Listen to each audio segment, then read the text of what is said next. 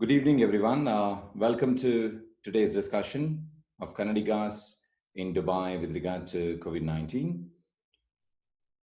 We have Mr. Vipul, who is the Consulate General of India to Dubai. Welcome, Mr. Vipul, for the discussion. And also we have Dr. Aarti Krishna, the then Deputy Chairman of KNRI, and she's joining in from Karnataka. Thank you very much, Dr. Aarti. Welcome to the discussion. And also we have prominent Kannadiga professionals as well as businessmen in the UAE. Welcome one and all. We will start with the self-introduction today. And I would like to ask Praveen Shetty to go ahead. Thank you so much. Yeah, hi. Namaskara. Namaskar. Praveen Shetty, KNRI President for UAE.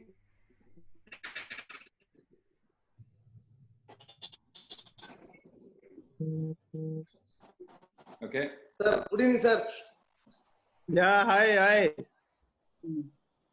You know, we are all Kannada community people today, Dr. Aarti Krishna, and especially you and Dr. Aarti Krishna, welcome for Kannadiga's today's Corona effect for future, some planning or some suggestion. Thank you. Yes. So, Praveenji, in any case, I know. I'm sorry. We keep talking almost on a daily basis. Yes. Yeah. Right. Yeah. All right, Harishana, you can introduce yourself, please. Yeah, my name is Harish Sherigar. I'm director of Acme Building Materials Trading LLC, as well as producer of Kannada movie, and also associate with NRK. I'm vice president of NRK. Thank you. All right, I'll introduce myself. My name is Mohammad Naveed. I work as a CEO of a family group from Johannesburg. And we have a little group called Anivasi Kannadigaru. I'm a president of that. All right. Okay. Hidayat. Hi, myself Hidayat. I'm vice president of BCCI and I'm a self-employed business entrepreneur here in Dubai. Since 2007, I'm here. Sunil. Yeah, my name is Sunil. I'm a practicing lawyer. I'm here from last 13 years, 14 years. Yeah. Daya. Good evening, sir. Myself is Daya Kirodian. I am here in UAE for last 27 years. Presently, I am working for a leading NMC Healthcare, and I am associated with Karnataka Sangha Dubai. I am the vice president for Karnataka Sangha Dubai, and with also the joint treasurer for KNRI, and also associated with many other sanghas. Chandrasekhar, please. Good evening, all. Myself is Chandrasekhar Lingdalli. I'm from UAE Basu Samiti, Dubai. I'm working for US brand as a senior manager. And associated with other organization in Dubai. Ronald Martis, please. Yeah, good evening. Good evening, gentlemen. My name is Ronald. I'm a MD for Blue Royal Group of companies, as well as a producer for Kannada and Tulu movie. You can hear me? Yes. Yeah. Nice to meet you all. First time I'm thinking, I think first time meeting all those people. Thank you, sir. Thank you very much. Imran. Welcome. Good evening, all. My name is Imran Khan. I'm president of Karnataka Media Forum, and I'm associated with Dubai Anivasi Kannadiga. Right. Okay. Vipul, you don't have to introduce yourself. We all know about you, and Dr. Aarti Krishna. We know about you guys. So the objective of today is to discuss about the awareness and the precautionary measures, about this COVID-19. So we have a few questions that we have noted, and one by one we are going to ask or discuss about this. So, Praveen Shetty, if you can introduce or ask your first question about today.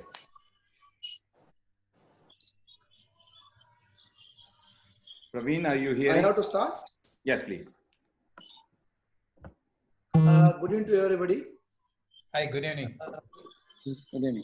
I think already I am always, every day I am talking with the CG regarding last 10-15 days. Mohanji also, our FOI President Mohanji also with our Karnataka, our community. So now lot of points today Ilyas sent me, but my point, sir, directly I come to the after the flight start, because everybody has some different. My point is after the flight start, once if quarantine required, so what is the planning in India, back home India? So I give some suggestions. Like for example, in Karnataka we have only 2 airports, Bangalore, and I am talking about only Karnataka, sir, because India we are not talking about. Like we have only 2 airports, one in Bangalore, one is Bangalore. Yeah. So my suggestion is, sir, before start the flight, at least the district, the government is giving order to the district commissioner, DC. Whoever coming to the native place, we have to give before information to the DC. Whichever district. For example, I am from Udupi, so from Mangalore, so peoples or some other district peoples, they have to inform their own DC. The district commissioner should arrange for their own peoples. The load will be the light, and government also freely can handle.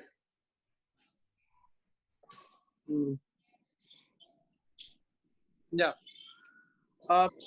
So, Praveenji, I think you have asked the tougher question first, because, this is something that, of course, I can't really comment. Sorry, sir. This is not my question, sir. At least you can give the suggestion to the Indian government. Yes, yes. As you are as an Indian government, yeah. Yes. So suggestion we will give. It will be depending on what scheme is finally agreed to from Government of India, and of course they are working with states as well. So the first question is when the flight will resume. On that, yes. Really, right now I don't think I am in a position to say anything. You would have seen the tweets from Minister of Civil Aviation. Delhi is consistently and constantly they are reviewing as to what the situation is, and they will take a decision in the common good of everyone. What we have to understand is that we have a very large diaspora spread across the world, and especially in Dubai and in UAE, it's a very large number. And of course, a lot of people would want to travel back. We had 1,000 flights per week between India and UAE. One side, I'm saying. So one can really see the numbers. Those numbers will be there. Very, very big numbers will be there.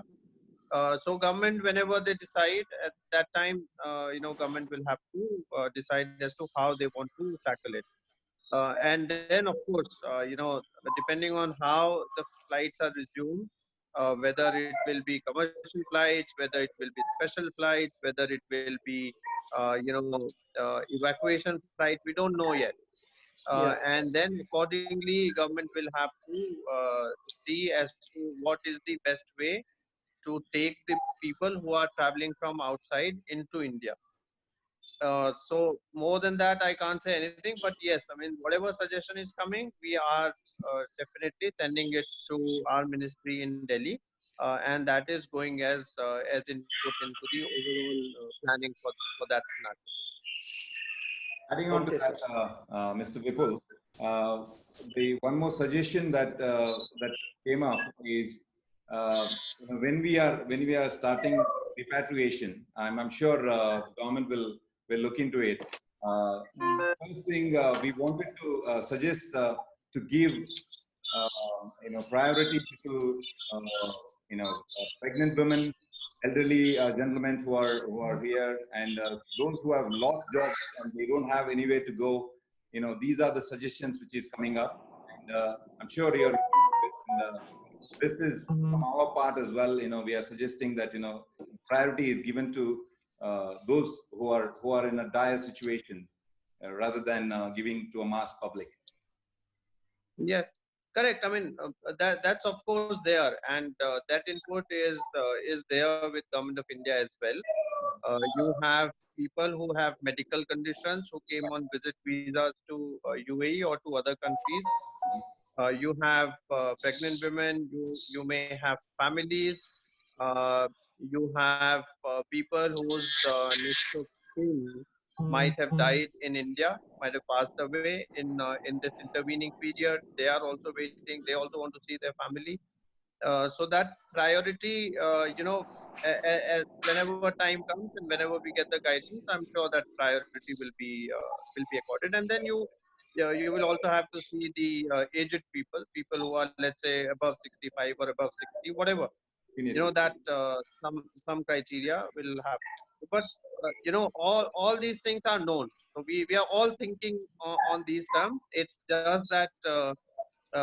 When is the right time when government of India says that now India is ready to take back people? Hidayat, are you ready with your question? Yeah. Hi, Vipul. So my question is regarding some essential things like after the lockdown, some of the areas are like especially the bachelors rooms and all, they are facing some food and some medicine issues. So we request you to form a disaster management committee with the known personalities of the society who can we can coordinate, or in case of emergency we can communicate with them and take some personal support or advisors, those kind of person who immediate contact to the person who can immediately contact them. Those kind of committee, if you can form, it may be helpful to contact this committee.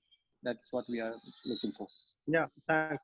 So I'm sorry, but I'll have to say that clearly you are not following our press releases and our Twitter account. Please follow our Twitter account. We are already working on all these things. We have one dedicated email address on which people can send their requests for food. We have one dedicated email address on which people can request for medicine. Of course, on all these items, it is not possible for the consulate itself to do things. We depend a great deal on community organizations, and they will have to really get into the picture and also help us out because currently, because of the lockdown situation in Dubai, it is not very easy to move around and to send things to people. But we are trying our best. We've also through community organizations given food to many people. Medicines is something, if it is very essential, people can write to us. The problem with medicines is that many a times these are very expensive. But we are trying our best. I mean, some community people have also said that they will be helping us in terms of procurement of medicines. Uh, and as I said, we are working on all these, including with community groups. If you send just send your number and your email to those two email addresses. These are available. We did a very substantive, very big press release yesterday. All these details are available in that press release as well. Thank you so much, Vipul. Adding on to Hidayat's question, we are looking into the mass public. For example, the labor class and blue collar job people. They cannot, follow the Twitter or any media or something. What you have taken? Any measures you have taken for those downtrodden people, and like they don't email you. Look, I mean, look, no, I mean, labor in today's camps. day and age, don't tell me that those anyone who is living in labor accommodation or anywhere, they don't have access. Okay, I take that point that maybe many people would not know about the consulate. Many people would be also diffident in approaching the consulate, but I'm sure they would know some of the community groups. So it also dwells down upon the community groups to remain in touch with the consulate and see as to what the consulate is doing. I am sure that for each and every labor camp which might exist in UAE, there would be some community group which will be looking at it or with which those people will be connected.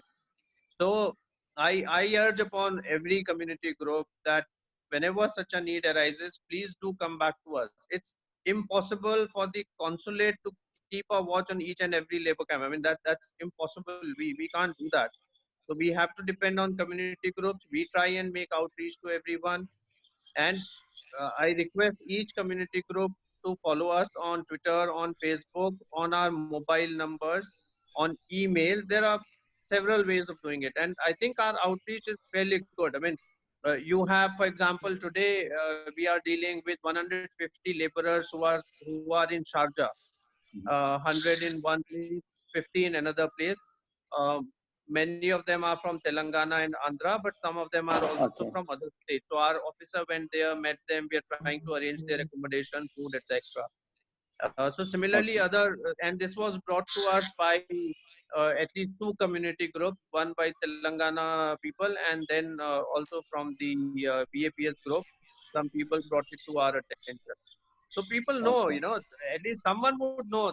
Someone would definitely get to know that yes, there are people who are stranded here, and bring it to the attention of the consulate, and we will try and do as best as we can. Yeah, Mr. Vipul, that came to us through Imran and one more of our friend. We notified the Telangana people, actually the 200 labor class without food and accommodation. Yeah. Yes. So we have already done it for 40, and then our consul went there today. So 160 more. We are 150, 160. I mean, the exact number is not known because many people just stand also. But we are doing that as well. Good. Thank you so much. And Sunil is joining. Sorry, he was cut off. Let me pull him in, and then Sunil, are you here? Sunil, can you hear us? Yeah, I can hear. Sorry, my battery got exhausted. No and problem. It's disconnected. Can you ask the question to Mr. Vipul?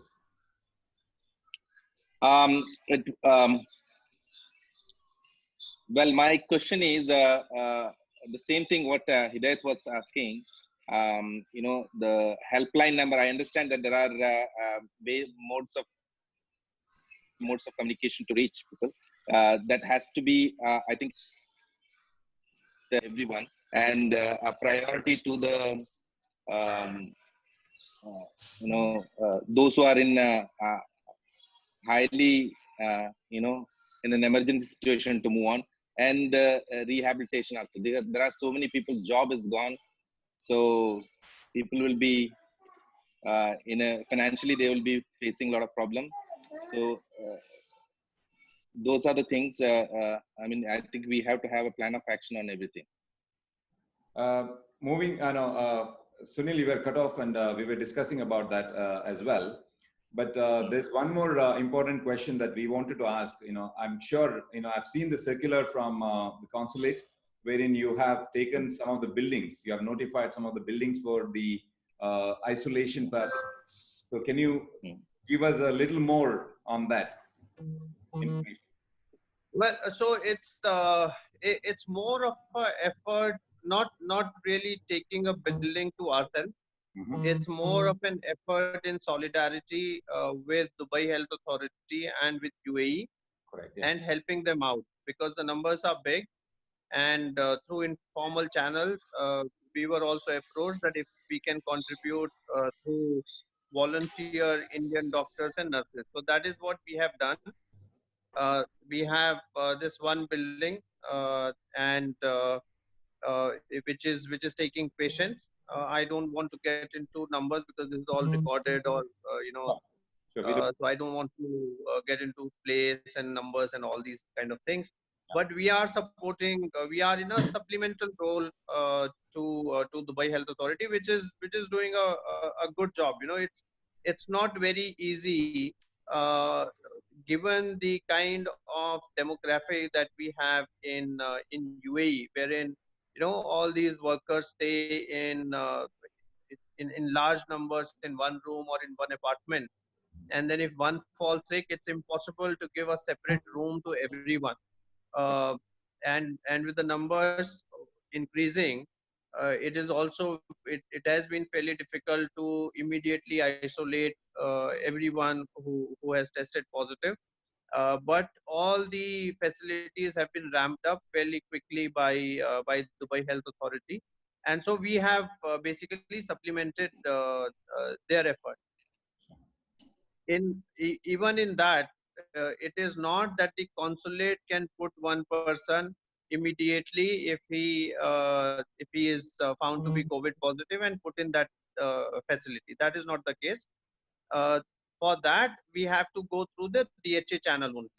Sure. So the person has to first go into the DHA registration, and then the number comes, and then the person gets goes into a isolation facility. But whenever we do get cases wherein people have not been able to be isolated quickly, all those cases we take up through proper channels with DHA, and they've been very responsive. I must say they've been very responsive, and people do get going into the isolation facility a little later. So that is what we have. We have got about 10 doctors and about 12 nurses who are working in that facility. It's an Indian community facility. We set it up through the Indian Business and Professional Council, and the Aster Group played a very good role. And of course, there are lots of volunteers from KMCC, for example, who are working.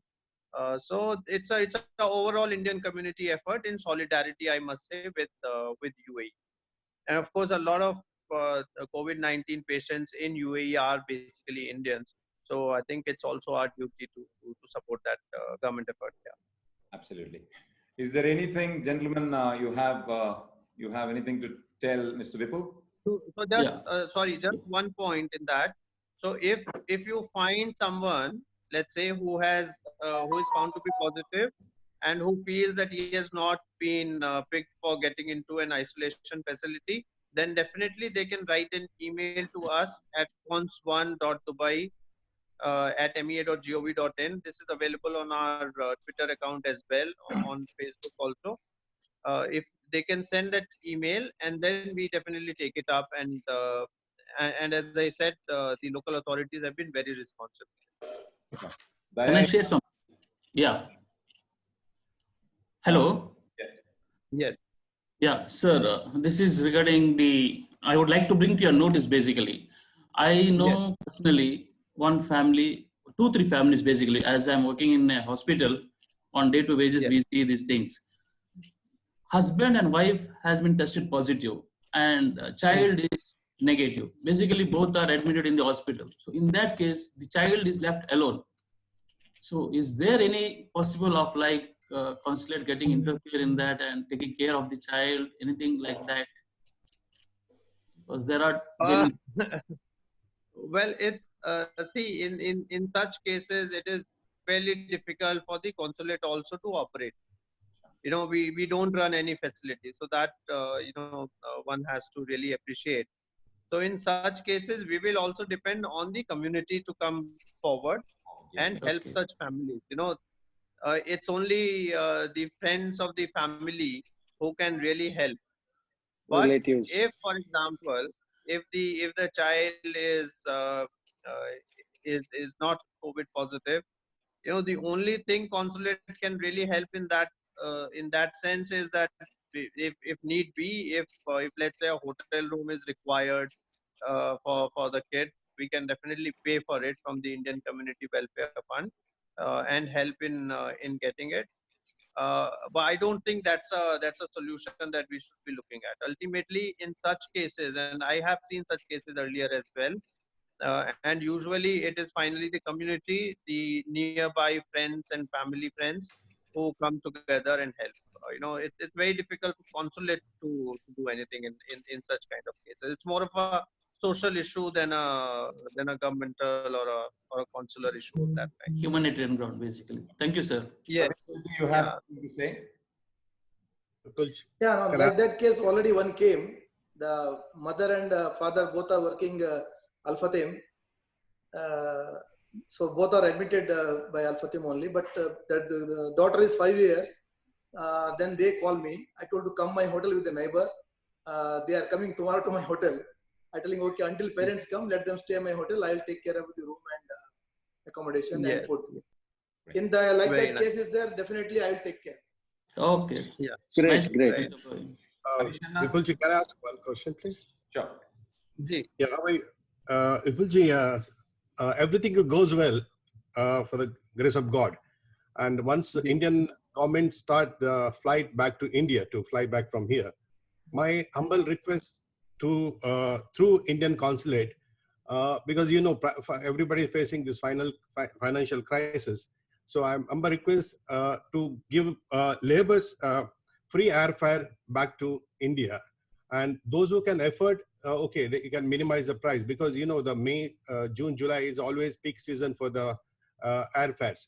So our humble request, because most of people want to go back, but they can't afford. So this is from our side is humble request. You can put a word to the Air India, because major flyers are from Air India, Air India Express. Or normal fare also okay.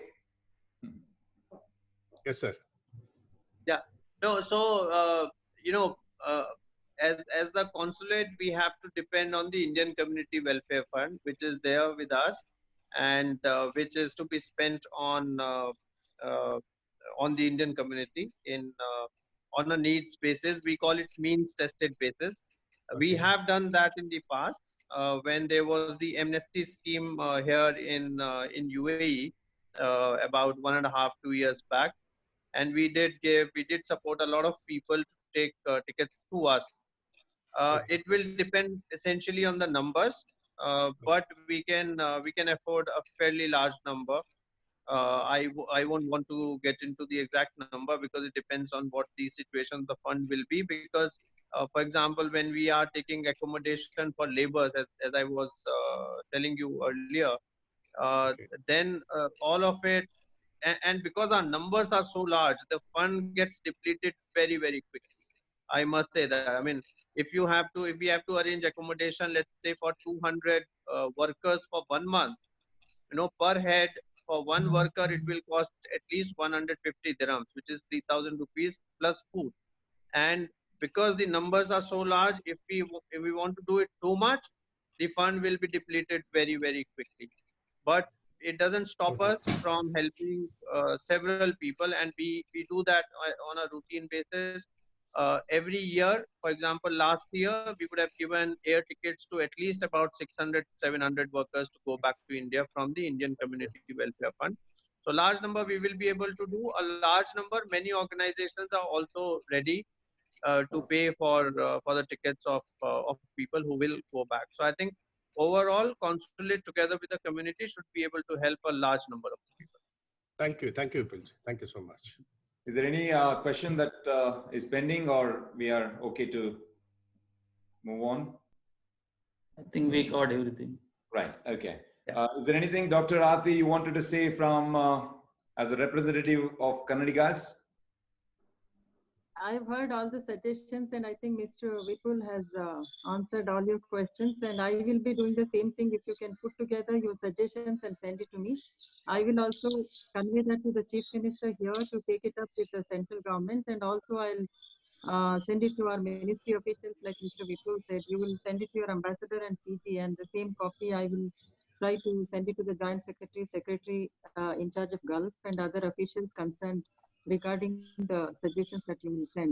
If it is something to do with the Air India flights, I can also send it to the Ministry of Civil Aviation and other officials concerned.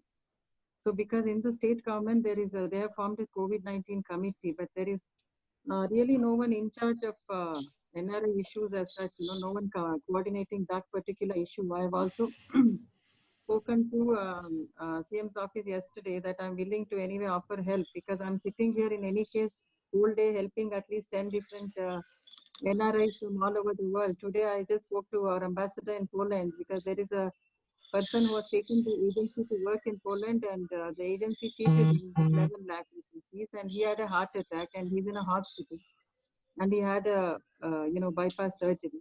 And now ambassador is helping him, like Mr. Vipul said, from the ICF, Indian Community Welfare Fund, ICW, to pay the medical bill and all. He doesn't have any money. and some priest and church is taking care of him. So every day I'm dealing with certain issues from different parts of the world and more from Gulf, and whatever the problems they have shared with me from Saudi and Qatar, Oman, I've been conveying it to the CM's office, but I've also suggested them to put someone in charge to coordinate this between NRIs and government. But whatever I'm getting, definitely I will take it up with the Ministry of Justice. Sure. If I may suggest, before we go, Imran, if you can take a screenshot of all of us, so that that can be. And Navid bhai, Mr. Vipul's any message to Indian community and for Kannadigas? Stay Well, safe.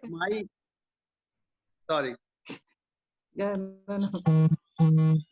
I said, I'm sure you'll say stay safe, maintain social distance, and Yes. I mean that we have to do. But I think we also have to add to it that yes, we have to stay safe. Please stay safe. Please maintain social distancing norms and all the personal hygiene things which have been told to all of us. Wash your hands several times, and when you go out, try and use the mask and gloves, especially in Dubai. And also follow all the local rules and regulations here in UAE. That is very important. And also, if anyone falls sick, I think it is important for them not to panic. yeah, That's right. One should feel panic about this. Of course, out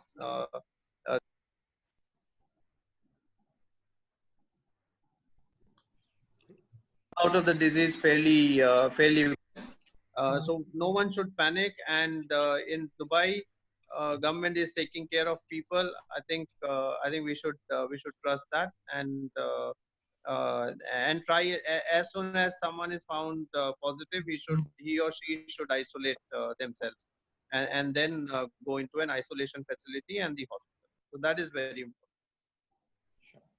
and also in our ministry there is a particular special task force for COVID-19 setup, and I think Mr. Damu Ravi, Joint Secretary, is in charge of that. So there is a email there also. It is covid19@mea.gov.in, where you can also send your email to, and they are checking 24 hours a day. Right. Yes. Because I did as a help the guy who in Bangladesh whose wife died here, and he had to drive 40 hours to come. The permission was very difficult because there are no flights, and I know Mr. Damu Ravi wanted me to convince the person, but he was just crying and he broke down and he went to embassy. He couldn't. I mean, they told that Indian government has to give permission. Then somehow I got him permission. He came to Bangalore driving 40 hours. But then I made him send email to COVID-19 that also. So it's better that you send everywhere, like Mr. Vipul said, his Twitter handle and his email and helpline numbers, because many of them don't know, and I think that needs to be conveyed to others because they keep calling me here. And that's why I recorded a video message recently with all those email addresses and sent to people in Gulf. And Mr. Praveen Shetty is giving his hotel for quarantine purpose and all that. Even that, many of them don't know. So when they called me, I did tell him that there are people like Praveen Shetty who is helping and you should contact him. Mr. Vipul, That information needs to be the information needs to be conveyed to a larger crowd. That's the Kannada. That's right. Why don't we make a poster kind of thing that can be disseminated via WhatsApp group? Yeah, you can do that, and also whoever, like CG said, whoever is going to the labor camps and all that, I think proper information needs to be conveyed to them and not to panic, and we are there to help them. That's Yes. I'll if you send me your number, I have something in English which gives all the numbers of the consulate and all the precautions that are to be taken. I will forward it. Sure. Thank you so much. Sir. All right. I will send the number to you. Right. Yeah. Is there anything else, gentlemen, you wanted to ask, or we can end up today's meeting? Let Vipul sir can go. We Kannadigas discuss something else also. Sure. Okay. Thank you very much, Mr. Vipul, for joining us. Thank you. Thanks a lot. Vipul, your valuable timing. Thank you, sir. Vipul and Dr. Arti Krishna and all. Thank you all. Thanks. Thank you. Thank you.